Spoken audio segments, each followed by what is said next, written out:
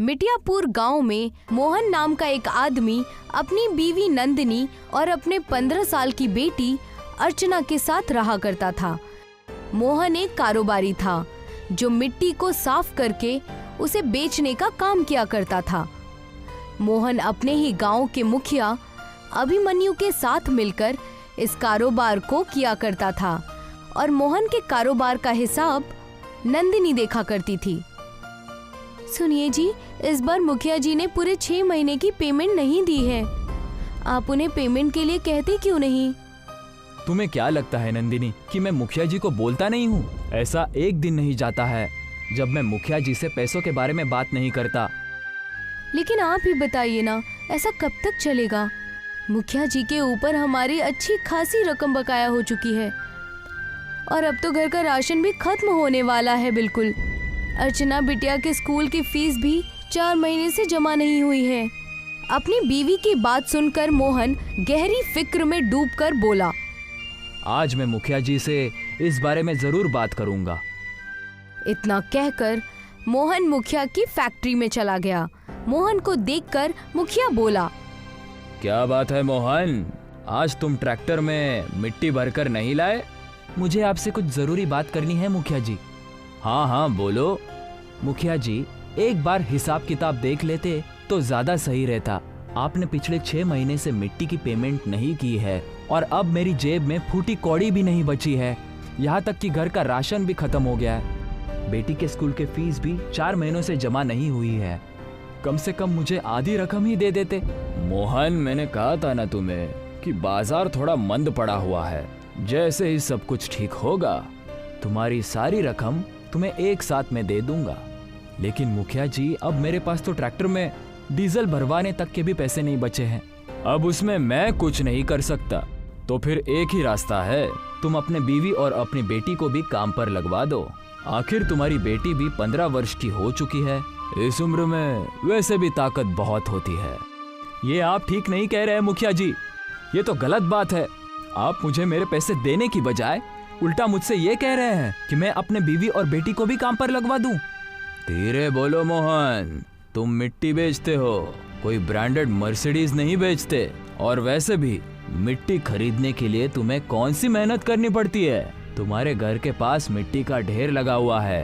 अरे तुम्हें तो मेरा एहसान मानना चाहिए कि मैं तुम्हारी मिट्टी खरीदता हूँ।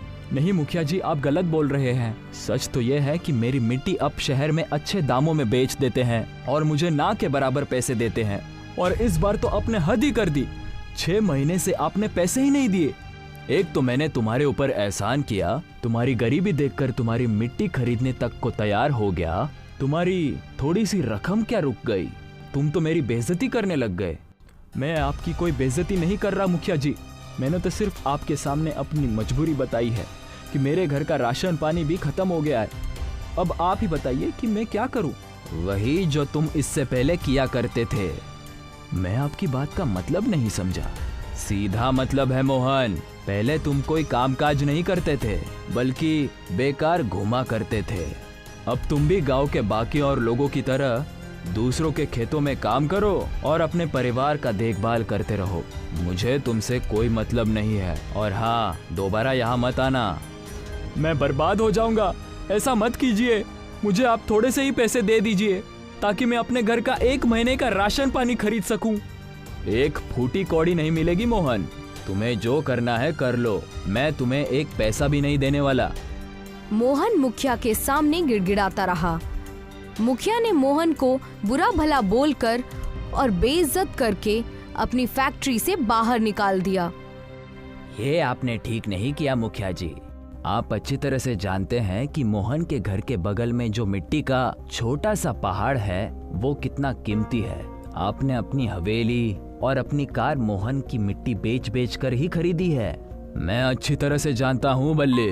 मुझे आपके साथ रहते हुए 10 साल से ज्यादा हो चुके हैं। मेरी समझ में जितना आए आप मुझे उतना समझा दीजिए। तो फिर सुनो बल्ले, सामने वाले को कभी बताना नहीं चाहिए कि उसका दिया हुआ माल कितने रुपए में बिक रहा है। अगर मैं मोहन को टाइम पर पैसे देने लगा तो एक ना एक दिन उसके दिल में लालच आ जाएगा और यही लालच उसे एक दिन शहर की तरफ खींच कर ले जाएगा। उसका पिता तो मुझे मिट्टी बेचने को तैयार ही नहीं था, तो फिर मैंने उसे एक रोड एक्सीडेंट में मरवा दिया। सबको यही लगा कि मोहन का पिता हादसे में मारा गया। आपकी खोपड़ी का कोई जवाब नहीं मुखिया जी, लेकिन आप जबरदस्ती उसके घर के बगल में उस छोटे से पहाड़ से मिट्टी भी नहीं ले सकते, क्योंकि वो मोहन की जायदाद में आता है। चिंता मत करो बल्ले, थक हार कर मोहन आखिरकार मेरे पास ही आएगा। इधर मोहन आंखों में आंसू लिए हुए अपने घर पर पहुंच गया। उसकी आंखों में आंसू देखकर उसकी बीवी सब कुछ समझ गई। अब हम क्या करेंगे, घर में आटा भी खत्म हो गया है। अर्चना दोपहर से भूखी बैठी हुई है और लगातार खाना मांग रही है। अब मैं अपनी बिटिया को कहाँ से खाना ला कर दूं? तुम चिंता मत करो नंदिनी, मैं बगल की राशन की दुकान से कुछ राशन उधार लेकर आऊंगा। उधार तो मैं भी ला सकती हूँ, लेकिन आप ही बताइए अब आप क्या करेंगे? और आपको तो मुखिया जी ने पैसे भी नहीं दिए और आपको इसके अलावा कोई और काम आता भी तो नहीं है। हम राशन के पैसे कहाँ से चुका पाएंगे? नंदिनी की बात सुनकर मोहन गहरे ख्याल में डूब गया। तभी उसके दिमाग में एक ख्याल बहुत तेजी से कौंधा और वो नंदिनी की ओर देखकर बोला, मैं वही काम करूंगा जो पापा किया करते थे नंदिनी। पापा मिट्टी के खिलौने बनाकर बेचा करते थे, मैं भी मिट्टी के खिलौने बनाकर बेचूंगा, लेकिन दोबारा मुखिया के पास नहीं जाऊंगा। तो क्या आपको मिट्टी के खिलौने बनाने आते हैं? मुझे ज्यादा खिलौने बनाने तो नहीं आते, पर मुझे एक खिलौना बहुत अच्छी तरह से बनाना आता है। मुझे याद है जब पापा जिंदा थे तो वो मिट्टी की परी बनाया करते थे। मैं उस मिट्टी के परी के साथ दिन भर खेला करता था। पापा मुझे देखकर बहुत खुश होते थे। मैं उस मिट्टी की परी को बहुत अच्छी तरह से बना सकता हूँ। उस दिन के बाद से मोहन मिट्टी की परी के खिलौने बनाने लगा।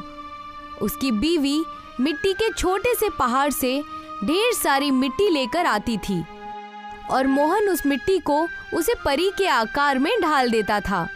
कुछ दिनों तक मोहन की बनाई हुई मिट्टी की परी गांव में बहुत बिकी, लेकिन कुछ दिन बाद गांव के लोगों ने मोहन के मिट्टी की परी को खरीदना बंद कर दिया। लेकिन मोहन ने मिट्टी की परी को बनाना चालू रखा।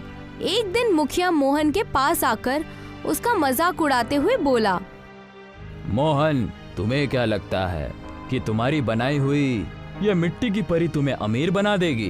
बेवकूफ इंसान, आज के बच्चे मोबाइल पर जहाँ पबजी जैसा गेम खेल रहे हैं, वहाँ तुम्हारी ये मिट्टी की परी कौन खरीदेगा? इतना बोलकर मुखिया वहाँ से चला गया और मोहन ने नाराज होकर मिट्टी की परी जमीन पर फेंक दी। मिट्टी की परी के 2 टुकड़े हो गए और मोहन अपनी बीवी से बोला, मुखिया जी सही बोल रहे हैं नंदिनी, आज का दौर मोबाइल का दौर है और मुझे मिट्टी के परी के अलावा कोई दूसरा खिलौना बनाना भी नहीं आता। आखिर मेरे मिट्टी की बनाई हुई परियां कोई कब तक खरीदेगा? सच तो यह है कि मैं कुछ नहीं कर सकता। इतना कहकर अंदर जाकर मोहन चारपाई पर लेट गया। आधी रात हो चुकी थी, मगर उसकी आंखों से नींद कोसों दूर थी कि तभी मोहन को बाहर किसी के चलने फिरने की आवाजें सुनाई दी। मोहन तुरंत अपने घर से बाहर निकल आया। उसने देखा कि उसकी मिट्टी की परी जिसे उसने तोड़ दिया था, अब वो जुड़ चुकी थी। मोहन ने तुरंत अपनी बीवी को उठा दिया। क्या हुआ जी? नंदिनी, देखो, इस मिट्टी के परी को मैंने गुस्से में तोड़ दिया था, मगर इसे किसी ने दोबारा बना दिया। आपको कोई गलतफहमी हुई होगी। नंदिनी ने इतना कहा ही था कि तभी उस मिट्टी की परी के ऊपर आकाश से रंग बिरंगी किरणें फूटने लगीं और देखते ही देखते उस मिट्टी की परी में जान आ गई और उसका आकार किसी जवान इंसान के जिस्म के जैसा हो गया। मोहन डरता हुआ बोला, कौन हो तुम? मैं एक परी हूँ। लेकिन तुम तो मिट्टी की थी, तुम्हारे अंदर जान कैसे आ गई? तुम्हें पता है मोहन, मैं तुम्हारे पापा को बहुत अच्छे से जानती थी। तुम्हारे पापा पहले बहुत से खिलौने बनाया करते थे और उनके खिलौने परी लोक में बहुत मशहूर थे। मैंने ही उनसे मिट्टी की परियां बनाने के लिए कहा था। तुम बिल्कुल अपने पापा की तरह ही मिट्टी की परियां बनाते हो। तुम्हारे घर के बगल में जो मिट्टी का छोटा सा पहाड़ है ना, वो कोई मामूली मिट्टी का पहाड़ नहीं है, बल्कि जादुई मिट्टी का पहाड़ है। तुम अपनी मिट्टी की परियां बनाना जारी रखो। लेकिन मेरी मिट्टी की परियां कोई नहीं खरीदता। तुम्हारी बनाई हुई जितनी भी मिट्टी की परियां हैं, उन सब को मैं ले जा रही हूँ और तुम्हें इन सब के बदले मुंह मांगी कीमत दूंगी। इतना कहकर उस परी ने अपनी छड़ी आगे की ओर कर दी और देखते ही देखते मोहन के सामने दौलत का भंडार लग गया। वो परी वहां से गायब हो गई और साथ ही साथ मोहन की बनाई हुई सारी मिट्टी की परियां भी गायब हो गईं। देखा तुमने नंदिनी, हमारा वो छोटा सा मिट्टी का पहाड़ जादुई मिट्टी का पहाड़ निकला। ये सब मालिक की दुआ है जी। उस दिन के बाद मोहन रोज दिन भर मिट्टी की परियां बनाता और आधी रात को वो परी ढेर सारी दौलत देकर वो सारी मिट्टी की परियां परीलोक ले जाती। कुछ ही दिनों में मोहन के हालात बदलने लगे। अब उसके टूटे फूटे घर की जगह एक आलीशान हवेली खड़ी थी। मोहन ने अर्चना का शहर के एक बहुत महंगे स्कूल में दाखिला करवा दिया था और यही बात मुखिया को बहुत ज्यादा परेशान किए जा रही थी। मेरी समझ में नहीं आता मिल कि मोहन दिन भर मिट्टी के खिलौने बनाता है, वो खिलौने आखिर जाते कहाँ है? मैंने गांव में किसी को भी उसके खिलौने को खरीदते हुए तो नहीं देखा। इसका सिर्फ एक ही उपाय है मुखिया जी, क्यों ना हम आज रात मोहन के घर पर नजर रखें। तुम सही कहते हो, आज रात हम मोहन के घर की जासूसी करेंगे और अगर सब कुछ अच्छा नजर आया फिर क्या करोगे मुखिया जी? तो आज रात मोहन को भी उसके पापा की तरह मार दूंगा और उसकी बीवी का किस्सा भी खत्म कर दूंगा।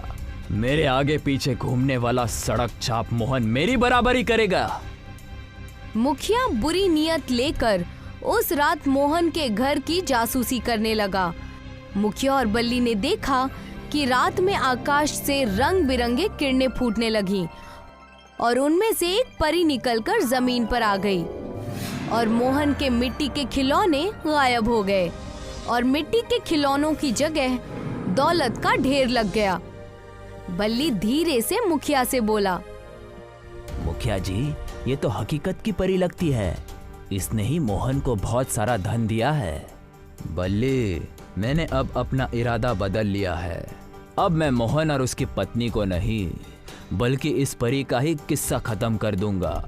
अरे परी कोई इंसान नहीं होती।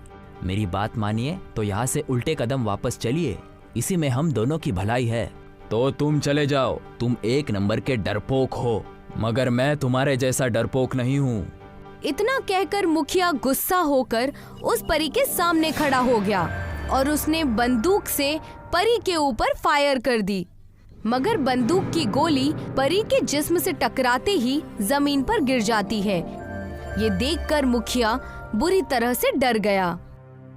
तुम्हारा साथी होशियार निकला और वो तुम्हारा साथ छोड़कर भाग गया।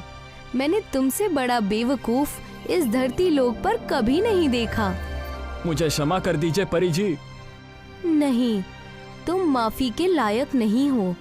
तुम्हारी सजा यही है कि तुम भी अब जिंदगी भर मिट्टी के ही बनकर रह जाओगे। परी ने अपनी छड़ी मुखिया के आगे कर दी और मुखिया कुछ ही पलों में मिट्टी की मूर्ति में बदल गया। मुखिया जी जैसे भी थे तो वो इंसान ही, आप उन्हें दोबारा इंसान बना दीजिए। नहीं मोहन, मुखिया ने ही तुम्हारे पापा की हत्या करवाई थी और आज ये तुम्हारी और तुम्हारी बीवी की जान लेने के लिए यहाँ आया था। अगर मैं इसे दोबारा इंसान बना दूंगी तो ये फिर भी तुम्हारा दुश्मन ही रहेगा। इसकी सजा यही है।